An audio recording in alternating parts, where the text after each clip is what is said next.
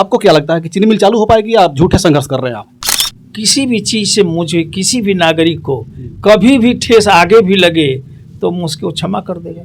हमारे देश को अंग्रेजों ने गुलाम किया था, अंग्रेजों को इन्होंने गोली मारा, उसके बाद उनको फांसी दी गई थी। तो 1 साल के भीतर मंगल पांडे जी को फांसी देना सही था या गलत था?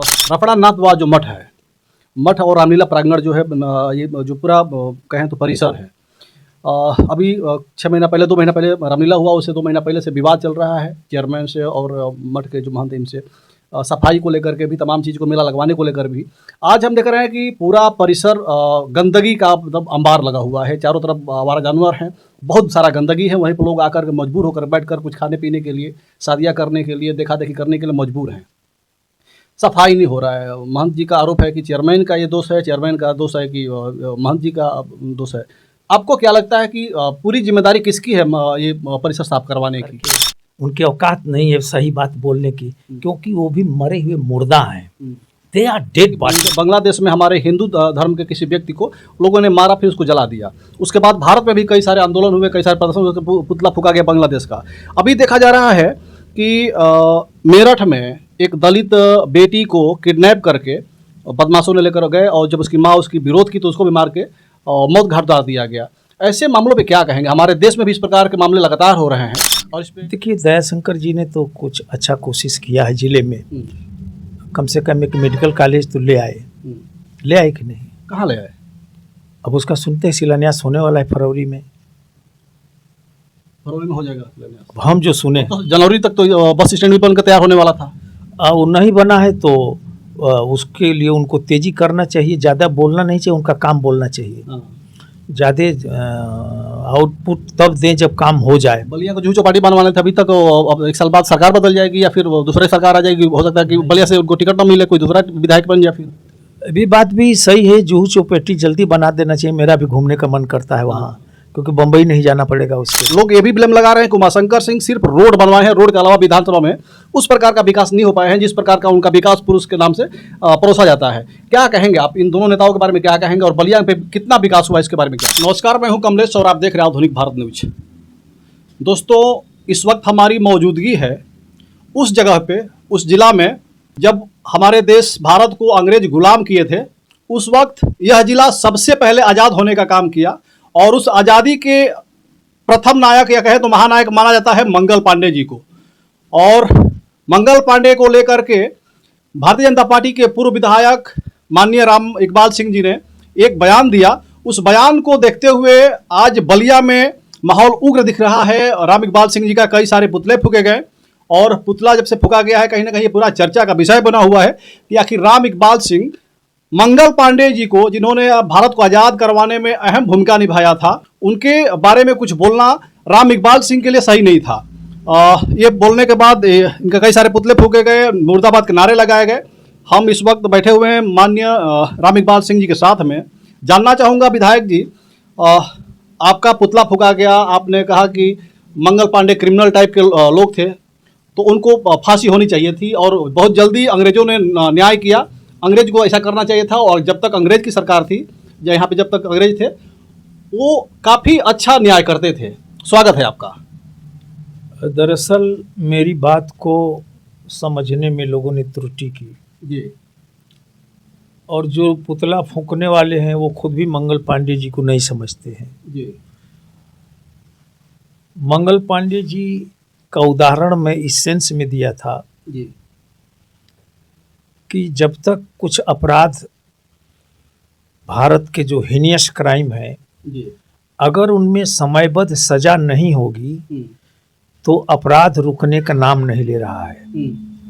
और जब अपराध और भ्रष्टाचार ये रुकेंगे नहीं तो भारत को सुपर पावर बनने में कठिनाई होगी। एक मैं उदाहरण दिया कि मंगल पांडे जी ने अंग्रेज कमांडेंट को गोली मारी, वो राष्ट्र प्रेम से ओतप्रोत थे, और उनकी साल भर में सजा करा दी गई अंग्रेजों के द्वारा। भगत सिंह की साल भर में सजा हो गई। चाहे अंग्रेजों के ज़माने में जितने भी बड़ी घटनाएं घटी, उनमें 1 साल में वो सजा करा देते थे।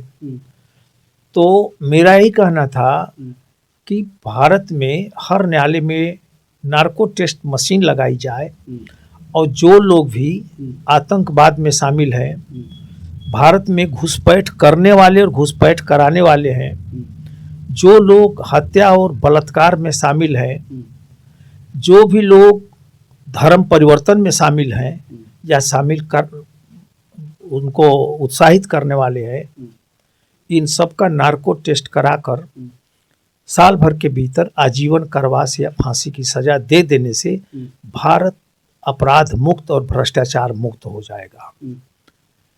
ऐसी पोजीशन इसलिए आई है कि किसी केस में सजा होना बड़ा कठिन हो गया है, भ्रष्टाचार इस लेवल पर फैला है। जैसे अभी नरही में पिछले दिनों 2 साल पहले एडीजे वाराणसी और डीआईजी ने आजमगढ़ ने इन लोगों ने पुलिस को रंगे हाथ पकड़ा ट्रक वालों पर पैसा लेते हुए, और थानाध्यक्ष से लेकर अनेकों कर्मचारी निलंबित हो गए और अब सब बहाल हो गए हैं।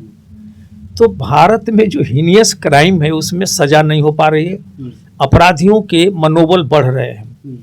यही बात मेरे कहने का मतलब था कि मंगल पांडे जी से लेकर मैं भगत सिंह जी का भी नाम लिया था। तो जो लोग समझ नहीं पाए या जो लोग अपने बात की मतलब की बात निकाल लिए राजनीतिक कारण से, वो लोग अज्ञानी हैं। अब मैं निश्चित रूप से कह सकता हूं कि वो मेरे बयान को समझे नहीं, मेरे भाव को समझे नहीं, क्योंकि मैं तो वो शख्स हूं कि इस जिले के सारे सेनानियों का पैदल जाकर माल्यार्पण किया हूं। रसना नगरा से निकला, रसना चिलकहर होते हुए गौरी भैया के गांव रुका, फिर दूसरे दिन हम लोग बलिया में प्रवेश की, सारी सेनानियों की मूर्ति को हम लोगों ने माल्यार्पण की और मंगल पांडे जी की मूर्ति पर नगवा में माल्यार्पण करके स्थगित किया। अगले चरण की यात्रा फिर 15 दिन 20 दिन बाद शुरू की, जबकि उनकी मूर्ति बहुत बड़ी है, क्रेन से मैं ऊपर तक गया था। तो हमारी व्यू तो शुरू से, मैं तो शुरू से भी शहीद होना चाहता था। मैं मेरे स्कूल के बैग पर एक तरफ भगत सिंह की तस्वीर होती थी, एक तरफ पिस्तौल बनाकर रखता था मैं, और हर समय तमन्ना रहती थी कि देश के सवाल पर शहीद हो जाते, और वो आज भी है, मरी नहीं है। यही कारण है कि मुझे जीवन भर झंझावातों में लड़ना पड़ा, कहीं गैंगवार से, कहीं अधिकारियों की गोली कांड में कत्ल का मुलजिम हुआ। मैं खुद 21 साल लड़ा। मेरे कहने का ही मतलब, आप न्याय देखिए ना, मैं 21 साल लड़ा नगरा गोली कांड में। प्रदर्शन अहिंसक ढंग से प्रदर्शन कराए, हमारे लोगों पर पुलिस गोली भी चला दी, 2 लोग मरे, 24 लोगों को गोली लगी, 300 से ऊपर लोगों के हाथ पैर टूटे, और हम ही 23 लोगों को मुलजिम बना दिया गया। हम लोग 2.5 महीना से ऊपर आजमगढ़ जेल रहे। उसमें कुछ लोग उम्रदराज थे, 3 लोग मर चुके, न्याय नहीं मिल रहा था। कभी इलाहाबाद में MLA MP कोर्ट में तारीख पड़ रही है, कभी बलिया में पड़ रही है। और आप सोच लें कि 21 आदमी का परिवार कितना टेंशन में होगा, तनाव में होगा, कचहरी में समय बर्बाद होना। पिताजी ऐसे मामले बहुत हैं, पूरे देश में ऐसे मामले बहुत हैं। मैं अपना ही उदाहरण दे रहा हूँ, बहुत नहीं, कई लाख, 5 करोड़ पेंडिंग है, 5 करोड़ मामले देश में पेंडिंग है, और हम लोग सजा से नहीं पाए, हम लोग दोष मुक्त हो गए 27 मार्च 2025 को। तो जिन लोगों ने हम लोगों पर ये धाराएं लगाई थी, चार्जशीट लगाए थे, मैं यही कानून में ये भी परिवर्तन चाहता हूं कि फर्जी मुकदमा लगाने वालों को भी सजा घोषित कर दिया जाए, इतनी ही जितना कोई फर्जी लगाए थे। जैसे SC/ST एक्ट है, SC/ST एक्ट बहुत सारी चीज़ों को प्रलोभन में लोग कर रहे हैं, सच्चाई नहीं है। अब जिस पर लग गया उसको जेल जाना है, तो जेल जाना है, अगर वो मुकदमा छूट जाती है तो जिसने FIR किया है और जिसने चार्जशीट लगाया है, इन दोनों पर भी वो सजा होनी चाहिए जो निर्दोष छूट गया। ऐसे ही महिला उत्पीड़न है या डाउरी एक्ट है। तो ये जो कानून है ये कैसा काम कर रहा है, कोई निर्णय नहीं हो पा रहा है, कोर्टें भरी हुई हैं। तो ये मेरे कहने का उद्देश्य, टाइम बाउंड्री जस्टिस, समयबद्ध न्याय नहीं होगा तो निश्चित रूप से सरकारें आती जाती रहेंगी, न भ्रष्टाचार कम होगा न अपराध कम होगा। भ्रष्टाचार लेखपाल से लेकर के चीफ सेक्रेटरी तक है, और सिपाही से लेकर DGP तक है। नीचे का धन सब ऊपर खींच करके जा रहा है। एक खेत की नापी में लेखपाल 20,000 से नीचे ले नहीं रहा है। एक कागज पड़ जाए तो दोनों पक्ष से वसूली हो रही है थाने में, इससे कैसे मुक्ति मिलेगी? जैसे विधायक जी आप जैसे कह रहे हैं कि हम जो न्याय नहीं समय से मिल पा रहा है, जस्टिस में काफ़ी लेट हो रहा है, इसको लेकर हमने ये बयान दिया, लेकिन जिन लोगों ने पुतला आपका फूका, हमारी उनसे भी बात हुई, फिर हमने जो आप बयान दिए थे और जो बाइट दिए थे उसको भी मैंने सुना। तो चूँकि जो पुतला फूका उन लोगों का ये कहना है कि विधायक जी ने ये कहा है, पत्रकारों ने पूछा है कि विधायक जी जो मंगल पांडे जी को गोली मारी फांसी दी गई थी एक साल के भीतर, ये सही था या गलत था? तो आप बोले कि नहीं बिल्कुल सही था, उनको होना चाहिए था। नहीं, मैंने ये बात कहा, हमने कहा कि कोई भी क्रांतिकारी हो या नेता हो, कोई अलग धारा तो उन्हें लगेगी तो क्रिमिनल केस, कोई धारा अलग नहीं है। तो जब क्रिमिनल केस लगेगी ही, तो मैंने यही कहा कि अंग्रेज 1 साल में फैसला कर देता था, तो उस केस में भी फैसला कर दिया। ऐसे हीनियस मामलों में 1 साल में रिजल्ट आ जाता था। मैं आज भी ये बात कह रहा हूँ बहुत मजबूती के साथ कि मुझे उनको दृष्टांत देने का उद्देश्य उन पर गलत टिप्पणी नहीं थी। वो एक उदाहरण था कि 1 साल में उनकी फांसी हो गई। अभी जो मुकदमे पर मुकदमे लटके रह रहे हैं, इनका कभी अंत होगा पता है? तो उनकी न्याय प्रणाली सुदृढ़ थी और उनका पुलिस प्रशासन भी सुदृढ़ था। ये अलग की बात है कि जो भारत के लोग भारी मात्रा में पुलिस और जवान और सिपाही थे, वो लोग भी भारतीयों पर ही गोली चलाते थे। तो इसको भी आप क्या मानेंगे? हमारे में वो राष्ट्रीयता भी नहीं आई थी, जागरूकता नहीं आई थी। लेकिन क्राइम तो टाइम बाउंडेड डिसीजन हो जाना चाहिए। और ये बात ये भी मजबूती से पुनः दोहराऊंगा कि चाहे कोई भी नेता बंद किया जाए आज या उस समय, क्रांतिकारी हो, गांधीवादी हो, लेकिन उस पर धारा तो वही लगती थी जो क्रिमिनल धारा है। आज भी कोई रेल रोकेगा तो उस पर क्रिमिनल धारा लगेगी, आज भी सड़क रोकेगी तो क्रिमिनल धारा, कोई अलग धारा बननी चाहिए थी जो नहीं है। मेरे कहने के उद्देश्य था कि जब धारा क्रिमिनल लगी है तो ट्रायल तो उसी केस में होगी। हम लोग तो खुद कई साल ट्रायल 302 में हुए हैं, तो कोई अलग तो कोर्ट बनी नहीं, तो क्रिमिनल केस में ही ट्रायल होते थे। यही कहने का उद्देश्य था। एक बार मेरा फिर से वही सवाल रहेगा विधायक जी, जैसे मंगल पांडे को 1 साल के भीतर फांसी दे दी गई थी, हमारे देश को अंग्रेजों ने गुलाम किया था, अंग्रेजों को इन्होंने गोली मारा, उसके बाद उनको फांसी दी गई थी। तो 1 साल के भीतर मंगल पांडे जी को फांसी देना सही था या गलत था? नहीं, देखिए, अब ये तो न्याय प्रणाली की बात है। उनके वो क्या कहते हैं कि एविडेंस वगैरह जुटाए होंगे, एविडेंस जुटाएंगे, वो तो भागे भी नहीं थे, मौके पर गिरफ्तार हो गए थे। तो जब एविडेंस जुटाए होंगे, एविडेंस के अनुसार जो भी वो फैसला किए होंगे, तो हम जस्टिफाइड तो नहीं कर सकते। हम तो ये भी नहीं कर सकते कि उनको फांसी देना चाहिए। अगर हम एक भारतीय राष्ट्रभक्त के आंख से जब देखते हैं तो उन्होंने क्रांति का बिगुल बजाया था, और ऐसे आदमी को नहीं देना चाहिए सजा, ये मैं मांग करता हूँ। लेकिन एक दूसरी बात वही सटी हुई कि जो एक शासक दल है वो तो केस लगाएगा ही नहीं जो घटना घट जाएगी। आज भी जो घटनाएं घटती हैं तो जो रूलर है चाहे प्रशासन है, वो तो जो धारा बनती है वो लगाएगा, उसी में ट्रायल कराएगा। जो प्रदर्शन करने वाले हमारी उनसे बात हुई तो वो कह रहे हैं कि विधायक जी को माफ़ी मांगना पड़ेगा, अगर माफ़ी नहीं मांगते हैं तो हम लोग रक्षा मंत्री से भी गुहार लगाएंगे, मुख्यमंत्री और पीएम मोदी तक हम लोग इसके लिए लेकर जाएंगे, उनके ऊपर मतलब कुछ न कुछ कार्रवाई किया जाएगा। देखिए, मेरे ऊपर कार्रवाई का कोई धमकी उमकी दे ये उचित नहीं है, ये उसको शोभा नहीं देता है, क्योंकि वो 4 कदम समाज में न कभी लड़ा है, न क्रांतिकारियों के लिए चला है। राम इकबाल सिंह का तो जीवन ने यही है, ठीक है। तो कहीं भी जाए उनका मन है। मैं दूसरे दिन ही जब पढ़ा तो फेसबुक पर लिख करके पढ़े, मेरा पढ़े होंगे? अरे मैंने पूरी फेसबुक पर पूरी लिखी कि जिन साथियों ने अखबार के जाने अनजाने की व्याख्या में अगर मर्माहत है, मेरा उद्देश्य ये नहीं था। मैंने स्पष्ट कहा, मैं तो शुरू से क्रांतिकारियों का पक्षधर हूँ, और मैं खुद ही भगत सिंह की पिस्तौल और भगत सिंह की तस्वीर बनाकर झोले पर पढ़ने आता जाता था जीवन भर, और आज भी चाहता हूं कि मैं राष्ट्रीय मुद्दे पर शहीद हो जाऊं। ये मेरी आंतरिक तमन्ना है। लेकिन अगर किसी को अगर कहीं तकलीफ पहुंची हो इस व्याख्या में अखबार वालों की, वो मेरी नीयत न कभी थी, न है, न रहेगी। मैं उन सारे लोगों से खेद व्यक्त करना चाहूँगा जिनको तकलीफ लगी हो। ये तो फेसबुक पर डाल दिया था दूसरे दिन ही, उनको कहने क्या जरूरत थी? कोई मेरा इंटेंशन थोड़े था किसी भी चीज़ से मुझे किसी भी नागरिक को कभी भी ठेस आगे भी लगे तो मुझको क्षमा कर देगा। ठीक है। देखिए, राष्ट्रीय मुद्दे की अगर बात हो तो एक और मामला थोड़ा सा बड़ा तेजी से चल रहा है इस समय। अभी कुछ दिन पहले देखा गया था कि बांग्लादेश में हमारे हिंदू धर्म के किसी व्यक्ति को लोगों ने मारा, फिर उसको जला दिया। उसके बाद भारत में भी कई सारे आंदोलन हुए, कई सारे प्रदर्शन हुए, पुतला फूका गया बांग्लादेश का। अभी देखा जा रहा है कि मेरठ में एक दलित बेटी को किडनैप करके बदमाशों ने लेकर गए, और जब उसकी माँ उसकी विरोध की तो उसको भी मार के मौत घाट उतार दिया गया। ऐसे मामलों पे क्या कहेंगे? हमारे देश में भी इस प्रकार के मामले लगातार हो रहे हैं, और इस पे तभी से आप मेरा इसी इशू पर यही मैं बात शुरू से कह रहा हूँ और कई दिन से कह रहा हूँ, आज भी कुछ लिखा हूँ। ऐसे हीनियस क्राइम में आप 1 महीना में नार्को टेस्ट करा कर फांसी दे दीजिए ना, रुक जाए। कहाँ फांसी हो रही है?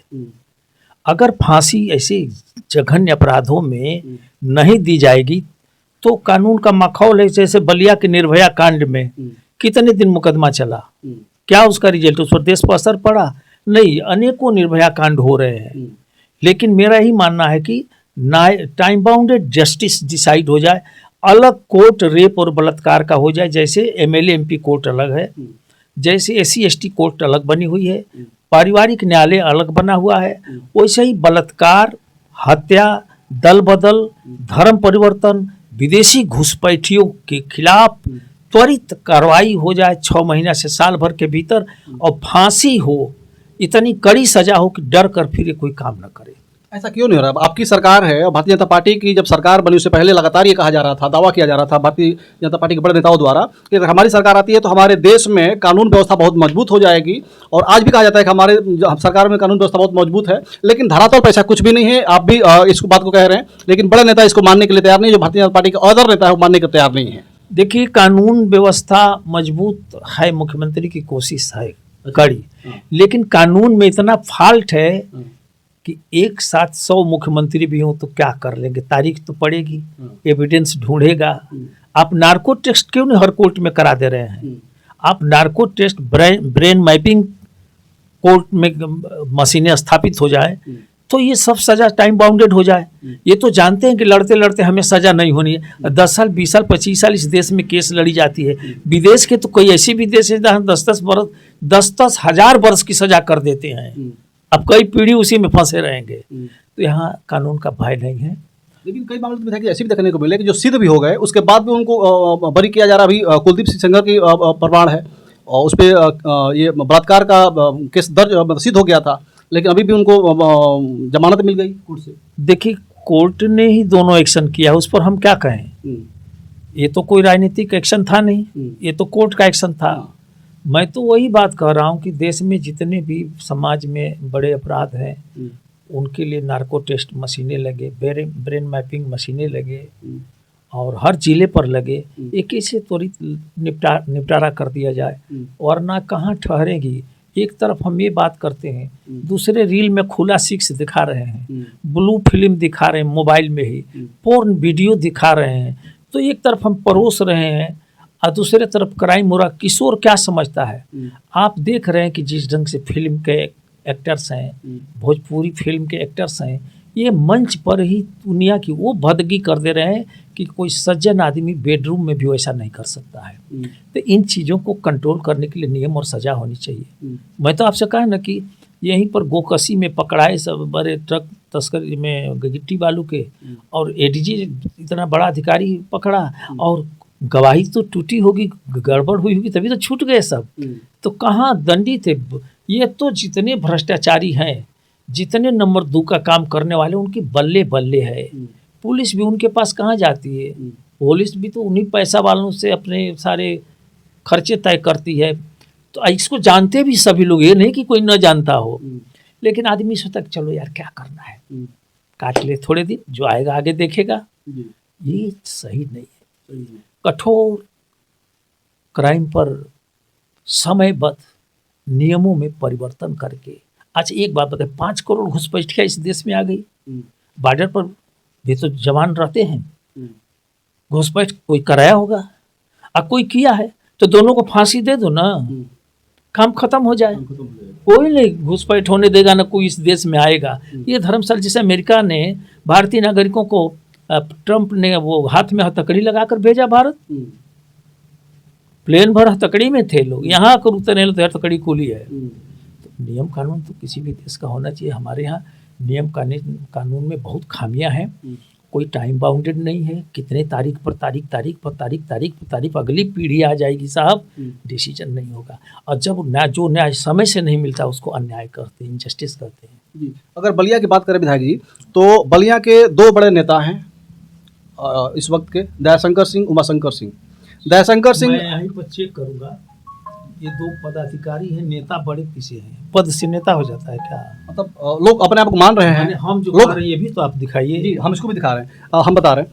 तो जैसे दयाशंकर सिंह लगातार ये कहते हैं कि हम बलिया को जुहू बनाने वाले हैं, जुहू चौपाटी बना देंगे, ये करेंगे। अभी बस स्टैंड जो बन रहा है उसको हवाई अड्डा मॉडल का बनाने वाले हैं। कई साल बीत गए, अभी भी इस जनवरी में उसका उद्घाटन होना था, अभी तक ग्राउंड फ्लोर भी नहीं बन पाया। राम उमाशंकर सिंह को विकास पुरुष कहा जाता है, पूर्वांचल का विकास पुरुष, चारों तरफ ये हल्ला है।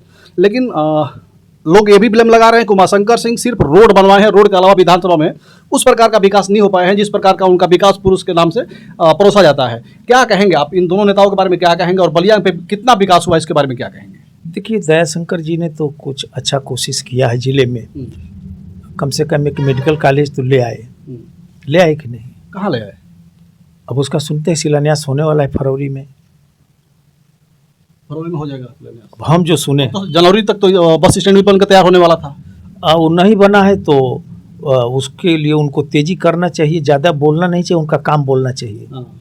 ज़्यादा आउटपुट तब दें जब काम हो जाए। बलिया को जुहू चौपाटी बनवाने थे, अभी तक अब एक साल बाद सरकार बदल जाएगी या फिर दूसरी सरकार आ जाएगी, हो सकता है कि बलिया से उनको टिकट न मिले, कोई दूसरा विधायक बन जाए। फिर अभी बात भी सही है, जुहू चौपाटी जल्दी बना देना चाहिए। मेरा भी घूमने का मन करता है वहाँ, क्योंकि बम्बई नहीं जाना पड़ेगा उसके लिए। दूसरी सवाल आपने किया उमाशंकर सिंह जी का, आप लोग सही चीज़ नहीं रखते हैं। सही चीज़ है कि उमाशंकर सिंह जब एमएलए नहीं थे तब भी ठेकेदार थे, जब वो एसी कॉलेज में पढ़ते थे तब भी ठेकेदारी करते थे, वो जब एमएलए नहीं थे तब भी ठेकेदारी करते थे, जब एमएलए थे तब भी ठेकेदारी कर रहे हैं।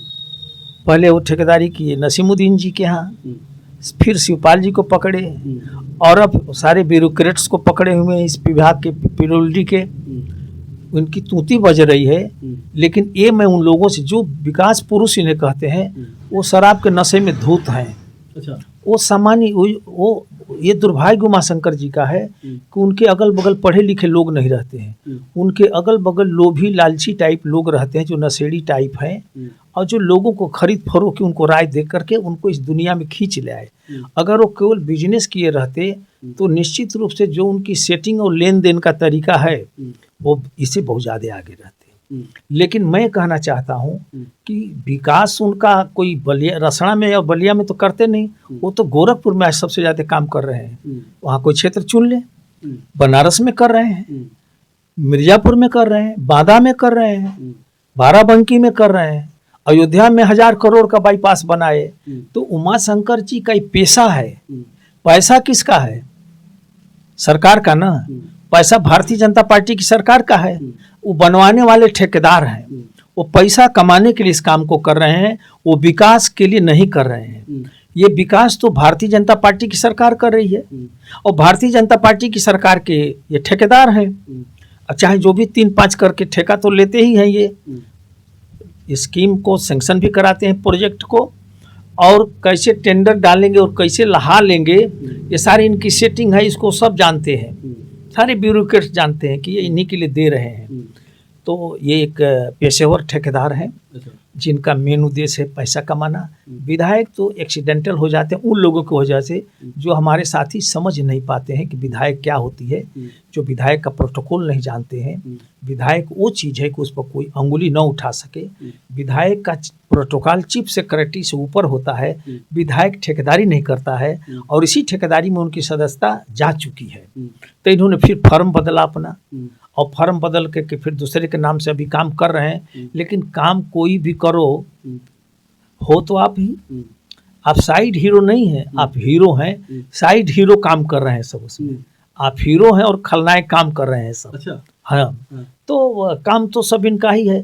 अगर इतना भी हमारी युवा पीढ़ी नहीं समझ रही है तो तुमको कई दिन उजिलाएंगे यार। कोई कल कारखाना वो नहीं लगाएंगे, कोई बीबीए, एमबीए, बीसीए, एमसीए का कॉलेज नहीं खोलेंगे कि हमारे बच्चे पढ़ें। वो केवल सड़क और नाली बनाएंगे जिसमें उनको भरपूर 30-40% प्रॉफिट हो, और उस प्रॉफिट के धन से वो फिर तुम्ही को खरीदें। इसी जनता का धन, इसी जनता का, इसी जनता के सड़क को बनाओ और उसी फायदा से इसी जनता को खरीद करके माननीय कहलाओ। यही उनका धंधा है। जो उनको ये नहीं समझ पाते हैं वो तो दुर्भाग्य है। वो अपने बाल बच्चे को क्या सिखाएंगे, अपनी पीढ़ियों को क्या बताएंगे। जिसको इतना ही सेंस है कि एमएलए कॉन्ट्रैक्टरी नहीं करता है, एमएलए सड़क नहीं ले आता बनाता है, एमएलए सरकार सड़क बनाती है, सरकार प्रोजेक्ट सैंक्शन करती है, सरकार पैसा देती है, ठेकेदार ठेकेदारी करता है अपने फायदा के लिए, टेंडर डालता है। लेकिन ये टेंडर में भी चोरी करते हैं। ये सामान्य पुरुष नहीं है। मुझे अफसोस होता है। उनको अपने स्वास्थ्य पर ध्यान देना चाहिए। इतना गंभीर रोग लेकर के घूम रहे हैं, लेकिन पैसे के नशे में उनको कुछ दिखाई नहीं दे रहा है। और मुझे कहीं ना कहीं से लगता है कि जो संस्कार वो डाल रहे हैं, कम से कम 30,000 युवाओं को इस इलाके में नशेड़ी बनाए हैं, नए लड़कों को नहीं उनको बनाए हैं, उनके परिवार को भी बना चुके हैं। उनके घर का भी रेट इनके पास पूरा रजिस्टर है। ये चुनाव में पूरा लोग खिलाएंगे पिलाएंगे, घर पर सामग्री भेजेंगे और हर ढंग से वोट का शोषण करेंगे। उसका दिमाग पर एक गहरा और गंदा लेप लगाएंगे जिसे वो सोच नहीं पाता है। किसान मजदूर का लड़का, किसान मजदूर, वो एक सात्विक जीवन जी रहा था, लेकिन किसी सच्चे आदमी के कमरे में रंडी को बंद कर देंगे तो रात भर क्या करेगा, कभी न कभी तो ससुर गलत हो ही जाएगा। तो इन्होंने जो युवा हमारे देश के भविष्य हो सकते थे किसी भी क्षेत्र में, उनको इन्होंने शराब परोसा, बियर परोसा, दारू परोसा, पैसा परोसा, जूता परोसा, टोपी परोसा, सब कुछ देते हैं। रात भर जनरेटर चलवा करके गर्मी में ये क्रिकेट खिलवाते हैं और पूरा बम बम वहाँ होता है। अब कितना उपकार करोगे राजा जी, अब कितना उपकार करोगे राजा जी, कितना बंटाधार करोगे राजा जी। छीन ले गए तन की बची निगोटी भी, आखिर कितना प्यार करोगे राजा जी। कितनी माँ की गोद खाली करोगे, कितने पिता के अरमान को ठोकर मारोगे, कितने दादा के नाती को खत्म करोगे आप, नाथनगर को कितना चौपट करेंगे आप। इसका असर कई जिले में जाता है कि आप काम क्या करते हैं। ये अलग की बात है कि भारी मात्रा में नेता भ्रष्ट हो गए हैं, आपसे चंदा चुंदी मांग करके उनके औकात नहीं है सही बात बोलने की, क्योंकि वो भी मरे हुए मुर्दा हैं, दे आर डेड बॉडी। वो सही चीज़ बोल नहीं सकते। नेताजी बन गए हैं लेकिन उनकी औकात नहीं है लोकतंत्र में सही बात बोले। वो लोकतंत्र को धन तंत्र में तब्दील करके ऐसे लोगों पर सही प्रहार न करके, नौजवानों को और जनता को सही दिशा न बता करके, ध्यान को गुमराह करके इन लोगों से भी भीतर भीतर हाथ मिलाए रहते हैं। इससे करप्ट लीडरशिप हो गई है जी। अभी विधायक जी नाथनगर की बात की है कि नाथनगर कब तक आप लूटोगे। नाथनगर की बात कर तो रफड़ा नाथ व जो मठ है, मठ और रामलीला प्रांगण जो है, ये जो पूरा कहें तो परिसर है, अभी 6 महीना पहले 2 महीना पहले रामलीला हुआ, उससे 2 महीना पहले से विवाद चल रहा है चेयरमैन से और मठ के जो महंत इनसे, सफाई को लेकर के भी, तमाम चीज़ को, मेला लगवाने को लेकर भी। आज हम देख रहे हैं कि पूरा परिसर गंदगी का मतलब अंबार लगा हुआ है। चारों तरफ आवारा जानवर हैं, बहुत सारा गंदगी है। वहीं पर लोग आकर के मजबूर होकर बैठकर कुछ खाने पीने के लिए, शादियाँ करने के लिए, देखा देखी करने के लिए मजबूर हैं। सफाई नहीं हो रहा है। महंत जी का आरोप है कि चेयरमैन का ये दोष है, चेयरमैन का दोष है कि महंत जी का दोष है। आपको क्या लगता है कि पूरी जिम्मेदारी किसकी है ये परिसर साफ करवाने की? जो मेला का पैसा इकट्ठा करके अपने अकाउंट में रखा है उसकी जिम्मेदारी, चाहे जो रखा हो, जो उस पर उसके फाइनेंशियल सिस्टम को हैंडल कर रहा हो उसकी जिम्मेदारी है, उसकी नैतिक जिम्मेदारी, उसको साफ कराना चाहिए। अभी हम पता करेंगे कि किसके अकाउंट में मेला की आमदनी जाती है। अच्छा, इस बार तो मेला महंत जी लगवाए थे, तो उनको साफ करा देना चाहिए। तो जब तक मेला था तो सब करवाए, उसके बाद लगातार जब तक मतलब उन्हीं की जिम्मेदारी रहेगी। सवाल है कि अगर आपका दरवाज़ा है तो आपका दरवाज़ा कौन साफ करेगा? आपकी कोई संस्था है तो आप ही ना साफ कराएंगे कि उसको नगर पालिका सबका घर दरवाज़ा साफ कराएगी? नहीं, मेरे को लगता है कि जिसकी संस्था है उसको साफ कराना चाहिए। अभी जैसे विधायक जी, आप चीनी मिल चालू करवाने को लेकर के लगातार 6 महीना साल भर पहले से प्रदर्शन एक साल हो गया। 1 साल हो गया, धरना प्रदर्शन और तमाम सिग्नेचर करवा करके 2.5 लाख और मुख्यमंत्री को सौंपे हैं कि चालू करवाएंगे। लेकिन हमने एक इंटरव्यू लिया था महंत जी का, वो कह रहे हैं कि चीनी मिल चालू नहीं हो सकती है। चूँकि हम अब आपकी बात भी नहीं डाले थे, लेकिन वो कह रहे हैं कि चीनी मिल चालू नहीं हो सकते यहाँ पे। अगर हम विधायक बनते हैं यहाँ के रफड़ा के, तो कुछ और यहाँ पे अच्छे अच्छे युवाओं के लिए रोजगार लाएंगे, चीनी मिल को कुछ और उद्योग में तब्दील करवाएंगे। आपको क्या लगता है कि चीनी मिल चालू हो पाएगी या आप झूठे संघर्ष कर रहे हैं आप? मेरा संघर्ष कभी खाली नहीं गया है, और दुनिया की कोई ताकत नहीं कि चीनी मिल ना चलाए। चीनी मिल चलकर रहेगी। अगर प्रॉब्लम है तो हल होगा। प्रॉब्लम किसका है? किसानों का। जो सरकार 40 लाख किसानों की समस्या को अनदेखी करेगी, मुझे नहीं लगता है कि 40 लाख किसान इस बात को नहीं महसूस करेंगे। वो भी अपने मन में गांठ बांध लेंगे। इसलिए मुझे पूरा उम्मीद है कि मिल जुलाई अगस्त तक घोषित हो जाएगी चलने के लिए। पक्का चलेगी ना, किसी का दुआ नहीं चाहिए, ये हमारा हक है। अगस्त का जब संघर्ष होगा क्रांति का, इस 2026 के जुलाई अगस्त तक चालू हो जाएगी, घोषणा हो जाएगी चलने की उसकी। जी बिल्कुल जी, ठीक है। तो ये राम इकबाल सिंह जी थे। लगातार हर सवालों का बड़े बेबाकी से जिस प्रकार से लगातार देते रहे हैं, क्रांतिकारी नेता माने जाते हैं बलिया के, आज भी सारे सवालों के जवाब दिए हैं और बताए हैं। जो भी बातें बोले हैं, जो भी सवाल का जवाब दिए हैं, आप लोगों को कैसा लगा? और रफड़ा चीनी मिल, सबसे बड़ी बात की जो इनका संघर्ष 1 साल से लगातार, ये कह रहे हैं कि जुलाई अगस्त तक इसकी घोषणा मैं करवा दूंगा और चीनी मिल चालू हो करके रहेगी। कोई शक्ति नहीं है जो रोक पाएगी चीनी मिल के चालू होने के लिए। बस किसानों का सहयोग रहे, साथ रहे, तो मैं चीनी मिल चालू करवा के दिखाऊंगा। बाकी आप लोगों को क्या लगता है वीडियो में कमेंट करिएगा, अपनी राय रखिएगा। वीडियो खत्म करना चाहूँगा। जय हिंद, जय भारत।